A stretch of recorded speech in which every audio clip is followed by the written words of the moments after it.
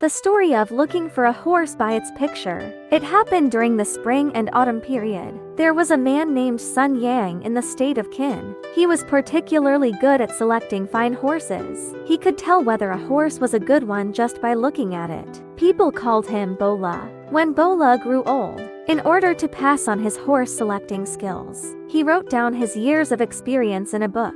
The book was called The Classic of Horse Selection. It also included illustrations of the appearance and characteristics of fine horses. Bola had a son. After reading his father's The Classic of Horse Selection, he thought he had become an expert in selecting horses. One day, he took The Classic of Horse Selection and went out to look for a fine horse. The book said, "A fine horse has a high and full forehead, big and bright eyes, and hooves like stacked fermenting bricks." He walked and saw a toad. He thought the toad looked very much like the fine horse described in the book.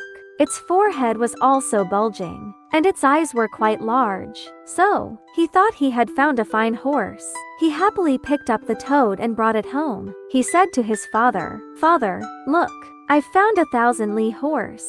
It's almost the same as the one in your book. The only difference is the hooves." When Bola took a look, he was both amused and frustrated. He said to his son, "The horse you found is too good at jumping. I'm afraid it can't be ridden." This story tells us, we cannot simply follow book knowledge or fixed patterns. We must consider the actual situation. We should learn to apply knowledge flexibly. Pay attention to practice. Otherwise, we will end up like Bola's son, making a fool of ourselves. It is the same in our studies and life. Book knowledge is important, but we should also observe and practice more. Combine knowledge with practice. Only then can we truly acquire skills.